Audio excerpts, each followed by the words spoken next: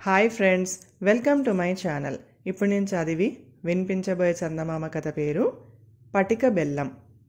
కొత్తగా ఉద్యోగం మీద ఆ ఊరు వచ్చిన అచ్యుతం అద్దె ఇంట్లో దిగాడు. అతను రోజు కచేరీకి వెళ్ళి వచ్చే దారిలో చిన్న పెంకుటిల్లు ఉన్నది. ఆ ఇంటి అరుగు మీద 50 ఏళ్ల ఆవిడ కూర్చుని ఉండేది. ఆమె రోజు అభిమానంగా అచ్యుతం కేసి చూస్తూ ఉండేది. ఒకరోజు సాయంత్రం ఆవిడ గుడి నుంచి వస్తూ అచ్యుతానికి కనపడి, నాయనా, ఇది పటిక బెల్లం, దేవుడి ప్రసాదం, కళ్ళకద్దుకొని తిను అంటూ పటిక బెల్లం ముక్క ఒకటి అచ్యుతం చేతిలో పెట్టింది. అచ్యుతం పటిక బెల్లం నోట్లో వేసుకున్నాడు. తర్వాత ఇద్దరూ కబుర్లు చెప్పుకుంటూ నడక సాగించారు. ఆమె అచ్యుతంతో, నిన్ను చూస్తుంటే మా తమ్ముణ్ణి చూస్తున్నట్టే ఉంటుంది. వాడు పొరుగుళ్ళో కరణం. వాడంటే నాకు పంచ ప్రాణాలు. వాడికి మాత్రం నా నీడే గిట్టదు అంటూ కళ్ళ నీళ్లు పెట్టుకుంది. ఆమె తన గోడు చెప్పుకుంది. ఆవిడ పేరు అచ్చాయమ్మ. భర్త పోయి 5 ఏళ్లు దాటింది. పిల్లలు లేరు. ఒక్క తమ్ముడు మాత్రం ఉన్నాడు. భర్త పోయాక తమ్ముడి ఇంట గాడిద చాకిరీ చేసింది. అయితే తమ్ముడి భార్య ఆమెను హీనంగా చూడటమే కాక భర్తతో లేనిపోని చాడీలు చెప్పేది. అవి నమ్మి తమ్ముడు ఆమెను కొట్టవచ్చేవాడు. అన్నీ సహించి ఆమె అక్కడే పడి ఉండేది. 2 ఏళ్ల క్రితం తమ్ముడు ఇంట్లో నుంచి తరిమివేస్తే ఈ ఊరు వచ్చి ఉంటుంది. అచ్చాయమ్మ అచ్యుతానికి తనను గురించి అంతా చెప్పి, నాయనా, ఈ ఒంటరి బ్రతుకు మీద రోత పుడుతుంది. ఎన్ని చేసినా మా తమ్ముణ్ణి మర్చిపోలేకుండా ఉన్నాను. నువ్వైనా నాతో అప్పుడప్పుడు ఇక్కడికి వచ్చి మాట్లాడుతూ ఉంటే తృప్తిగా ఉంటుంది అంటూ కన్నీళ్లు తుడుచుకుంది. అచ్యుతానికి ఆమె మీద జాలి పుట్టుకొచ్చి, అలాగే వచ్చిపోతూ ఉంటాను అక్కయ్య అన్నాడు. ఆ జవాబుకు ఆమె మురిసిపోయి అప్పటికప్పుడు వంట చేసి అచ్యుతం చేత కొసరి కొసరి తినిపించింది.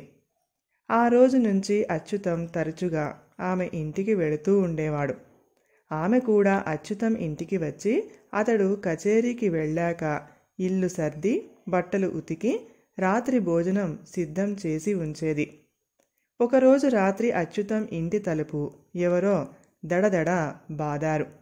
అచ్యుతం పోయి తలుపు తీసి చూసేసరికి వాకిట్లో అచ్చాయమ్మ గడగడ వణికిపోతూ కనిపించింది.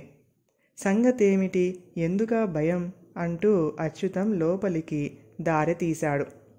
అచ్చాయమ్మ లోపలికి వచ్చి పెద్ద చెంబు నిండు మంచినీళ్లు తాగి జరిగింది చెప్పింది. ఆమెకు నిద్ర పట్టబోతూ ఉండగా పెరట్లో ఏదో అలికిడి అయ్యింది. ఆమె కిటికీలో నుంచి చూడగా పెరట్లో మొక్కలు తింటూ గేదె ఒకటి కనిపించింది. ఆమె పెరటి తలుపు తెరిచి గేదెను అదిలించి వచ్చి తలుపు మూస్తూ ఉండగా మెడను చల్లగా ఏదో తాకింది. అచ్చాయమ్మ భయం కొద్దీ కేక వెయ్యబోయి తల తిప్పే అంతలో గుప్పెట కత్తి పట్టిన నల్లటి వాడు ఒకడు గోల చేయకుండా మెడలో ఉన్న గొలుసు, చేతికున్న బంగారు గాజులు ఇచ్చేయ్, అరిచావో పీక తెగిపోతుంది అన్నాడు కరుకుగా. ఇంతలో అదృష్టవశాత్తు గస్తీ తిరుగుతున్న రక్షక భటుడు అటుగా వచ్చాడు. దొంగ పళ్ళు కొరుకుతూ, ఇప్పటికి బతికిపోయావు, ఈ బంగారం వదులుతాననుకున్నావా, చూస్తూ ఉండు అని పారిపోయాడు. భయంతో ప్రాణాలు ఉగ్గబట్టుకొని అచ్చాయమ్మ ఏం చెయ్యాలో తోచక ఆ రక్షక భటుడికి కాస్త వెనకగా నడుస్తూ అచ్యుతం ఇంటికి వచ్చేసింది. ఈ నగలు మా అమ్మవి. మొగుడు చచ్చిన దానికి నగలెందుకు, నా పెళ్ళానికి ఇవ్వు అంటూ వేధిస్తున్నాడు నా తమ్ముడు. నాకున్న ఆస్తి అంతా ఈ నగలే. ఈ నగలు ఇప్పుడే ఇచ్చేస్తే చచ్చాక నా శవాన్ని దహనం చేసేవాళ్లు కూడా ఉండరు. ఇవి దొంగ ఎత్తుకుపోయాడంటే నా తమ్ముడు నమ్మడు అంటూ అచ్చాయమ్మ మెడలో గొలుసు, చేతి గాజులు తీసి అచ్యుతం చేతిలో పెట్టింది. ఆ తరువాత వారం తిరగకుండానే ఆమె అచ్యుతంతో, దొంగ భయంతో నాకు రాత్రిళ్ళు నిద్రే లేదు. కాపలా కాయలేని సొత్తును దగ్గర ఉంచుకోవటం మనిషికి నరకం. ఆ నగలు నా తమ్ముడి ముఖాన కొట్టి వస్తాను అన్నది. అచ్యుతం ఆమెకు నగలు ఇచ్చేద్దామని పెట్టెలో చూస్తే నగలు లేవు. బట్టలు అన్నీ తీసి దులిపి చూసినా ప్రయోజనం లేకపోయింది. నగలు కనిపించకపోయేసరికి అచ్చాయమ్మ గొల్లుమన్నది. ఆ దొంగ వెధవ అన్నంత పని చేశాడు. నువ్వు ఏమరపాటుగా ఉన్నప్పుడు లోపలికి వచ్చి నగలు ఎత్తుకుపోయి ఉంటాడు. 3000 ఖరీదు చేసే నగలు నేనెక్కడ తెచ్చేది? నా తమ్ముడికి సంగతి తెలిస్తే చంపేస్తాడు. వాడు ఆ పాపం కట్టుకోకముందే ఏ నూతిలోనో దూకి చస్తాను అంటూ తన ఇంటికి వెళ్ళిపోయింది. అచ్యుతానికి ఏమీ పాలుపోలేదు. ఆ 3000 పెట్టి అచ్చాయమ్మకి అలాంటి నగలు చేయించాలి. కానీ తన దగ్గర అంత డబ్బు లేదు. అచ్యుతం అప్పటికప్పుడే బయలుదేరి అచ్చాయమ్మ తమ్ముడు ఉండే గ్రామం చేరాడు. అక్కడ కరణంగారి ఇల్లు తెలుసుకొని ఆయనతో జరిగింది అంతా చెప్పి, ఆ నగలు పోవటానికి నా అజాగ్రత్తే కారణం. మీరు ఆవిడను ఏమీ కోప్పడకండి. వాయిదాల మీద ఆ డబ్బు చెల్లిస్తాను అన్నాడు ప్రాధేయపడుతూ.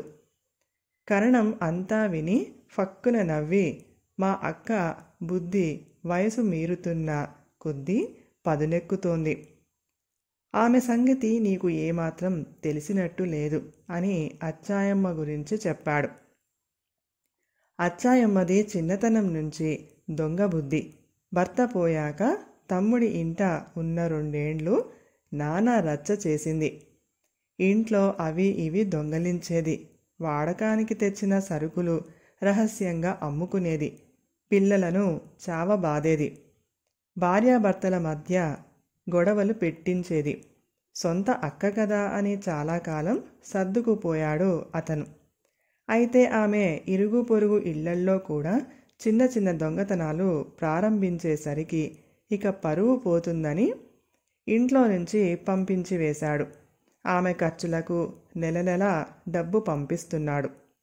మా అక్క నా మీద దుష్ప్రచారం చేసి ఎదుటి వాళ్ల జాలి సంపాదించి వాళ్లను మోసగిస్తున్నది.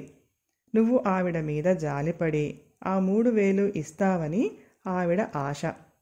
ఇంట్లో మనిషిగా ఉంటున్నది కనుక ఆ నగలు పెట్టెలోంచి ఆవిడే తీసుకుని ఉంటుంది. నిజానికి మా అక్క దగ్గర బంగారు నగలంటూ లేవు. అవి గిల్టువై ఉండాలి.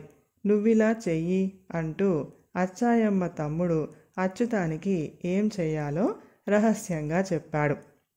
అచ్యుతం ఇంటికి తిరిగి రాగానే అచ్చాయమ్మ ఆత్రంగా నగలు దొరికాయా అని అడిగింది. నేను మీ తమ్ముడి ఊరు వెళ్ళొస్తున్నాను. మీకు ఇంకేమీ భయం లేదు.